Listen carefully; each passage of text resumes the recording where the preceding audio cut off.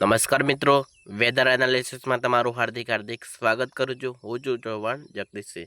તો મિત્રો, આજના વિડીયોની અંદર વાત કરવાના છે કે આજે છે મિત્રો જે 19 તારીખ છે અને આજે મંગળવાર છે. તો મિત્રો વાત કરીએ તો આપણે જે સવારની મિત્રો 8 વાગ્યાની અપડેટ પ્રમાણે વાત કરીશું. તો આજે મિત્રો કયા કયા વિસ્તારોની અંદર ભારે વરસાદની આગાહી છે તે કરવામાં આવેલી છે અને કયા વિસ્તારોની અંદર અત્યંત ભારે વરસાદ પડવાનો છે અને કયા વિસ્તારોની અંદર મિત્રો છૂટાછવાયા વરસાદ છે તે પણ પડવાનો છે.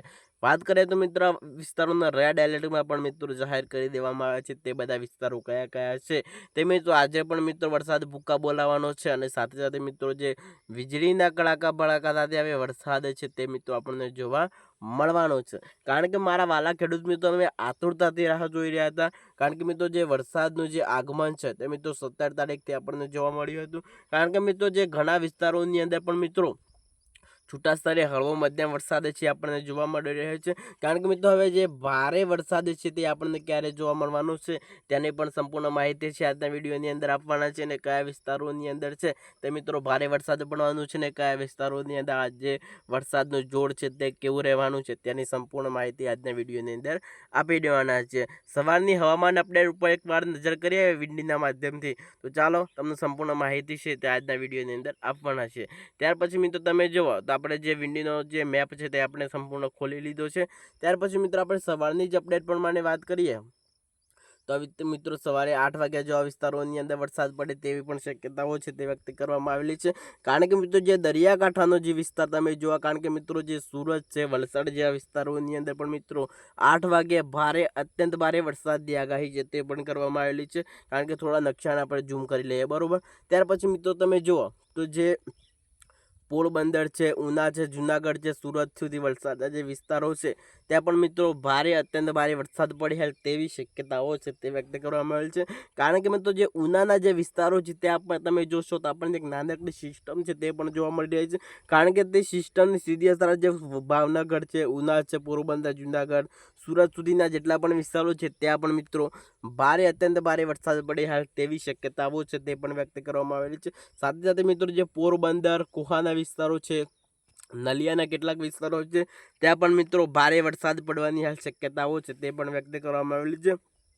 ત્યાર પછી મિત્રો જામનગરના પણ કેટલાક વિસ્તારો છે, આ પણ મિત્રો છૂટાછવાયે ભારે વરસાદ પડવાનો છે. કારણ કે મિત્રો રાજકોટ છે, જુનાગઢ છે, ત્યાર પછી મિત્રો અહેમદાબાદ, હળવદ, ગાંધીધામ તેવા પણ વિસ્તારોની અંદર પણ મિત્રો છૂટાછવાયે હળવા મધ્યમ વરસાદી ઝાપટા પડે તેવી પણ શક્યતાઓ છે તે વ્યક્ત કરવામાં. કારણ કે મિત્રો જે દરિયાકાંઠાનો જે વિસ્તાર છે ત્યાં મિત્રો ભારે વરસાદનું જોર છે તે આપણને જોવા મળવાનું છે. ત્યાર પછી મિત્રો તમે જોશો તો જે બનાસકાંઠાના પણ કેટલાક વિસ્તારો છે ત્યાં પણ મિત્રો વરસાદ આપણને જોવા મળે તેવી શક્યતાઓ છે તે પણ વ્યક્ત કરવામાં આવે છે.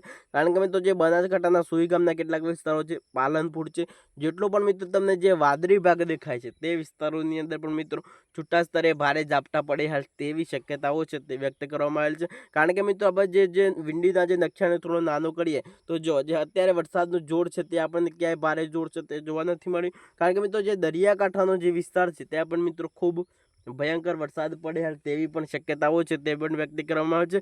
કારણ કે મિત્રો જે સુરતના કેટલાક વિસ્તારો છે ત્યાં પણ તમે જોશો તો એક નાનકડું મિની વાવાઝોડું છે તે પણ જોવા મળી રહ્યું છે. ત્યાં છે મિત્રો જે 50થી લઈ અને 60 કિમી પ્રતિ કલાકે પવનોની ઝડપ છે તે પણ જોવા મળે છે. કારણ કે મિત્રો જો એક નાનકડી સિસ્ટમ છે એટલે કે મિત્રો જે અહીંયા મિની વાવાઝોડું સર્જાય એવું આપણને જોવા મળી રહ્યું છે. કારણ કે મિત્રો સુરતના કેટલાક વિસ્તારોની અંદર 50થી લઈ 60 કિમી પ્રતિ કલાકે પવનોની ઝડપ છે તે પણ જોવા મળી રહી છે. ત્યાર પછી મિત્રો તમે જોશો તો આ વિસ્તારોની અંદર અત્યારે ખૂબ ભયંકર વરસાદ છે તે પડી રહ્યો છે. કારણ કે મિત્રો મુંબઈ છે, ત્યાર પછી મિત્રો સાગલીના કેટલાક વિસ્તારો છે, જે મુંબઈના જે દરિયાકાંઠાના જે વિસ્તારો છે ત્યાં મિત્રો અત્યારે ખૂબ ભયંકર અતિભારે વરસાદ છે તે પણ પડી રહ્યો છે. ત્યાર પછી મિત્રો જોશો તો જે ભારતના પણ કેટલાક વિસ્તારો છે ત્યાં પણ મિત્રો ખૂબ ભયંકર વરસાદ છે અહીંયા આપણને જોવા મળી રહ્યો છે. ત્યાર પછી મિત્રો સવારની તમને 8 વાગ્યાની અપડેટ પ્રમાણે વાત કરી તો હવે મિત્રો આપણને જે 11 વાગે કેવો વરસાદ જોવા મળવાનો છે તેની પણ થોડી આપણે માહિતી છે તે મેળવી લેવાના છે.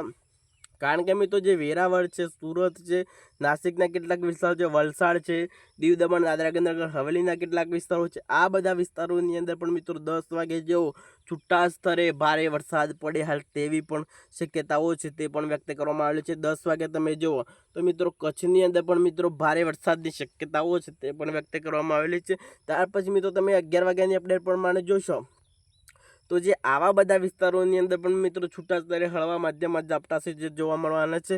કારણ કે મિત્રો જે બોટાદના કેટલાક વિસ્તારો છે, ચોટીલા છે, સુરેન્દ્રનગર છે, મોરબી છે, રાજકોટ છે, ગોંડલ છે, ત્યાર પછી મિત્રો અમરેલી છે, ભાવનગર જેવા વિસ્તારો છે, ધોળકાના કેટલાક વિસ્તારો છે, અમદાવાદના કેટલાક વિસ્તારો છે, કપડવંજ જેવા વિસ્તારો છે, નડિયાદ છે, જે પાછી મિત્રો જે ખંભાતના વિસ્તારો છે, જે આ ગોરાવણીની અંદર તમને જે બતાવ્યું તે વિસ્તારોની અંદર છૂટા સ્તરે હળવા મધ્યમ વરસાદી ઝાપટા જ પડવાના છે. અત્યારે કોઈ ભારે વરસાદની આગાહી છે તે નથી કરવામાં આવી. કારણ કે મિત્રો જે વરસાદની જે સિસ્ટમ છે તે મિત્રો આરફેર થતી હોય તેના લીધે અમુક જગ્યાએ મિત્રો ભારે વરસાદ છે તે પણ આપણને જોવા મળી રહ્યો છે. કારણ કે મિત્રો ત્યાર પછી મિત્રો આપણે 2 વાગ્યાની અપડેટ પ્રમાણે વાત કરીએ.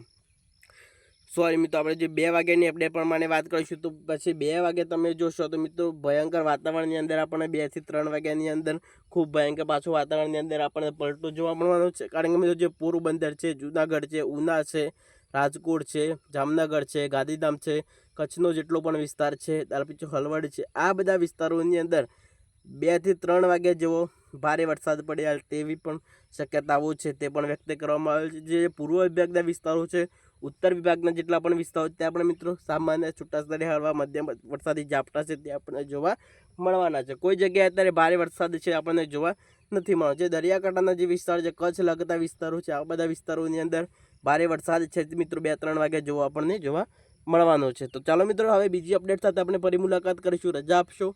વંદે માતરમ.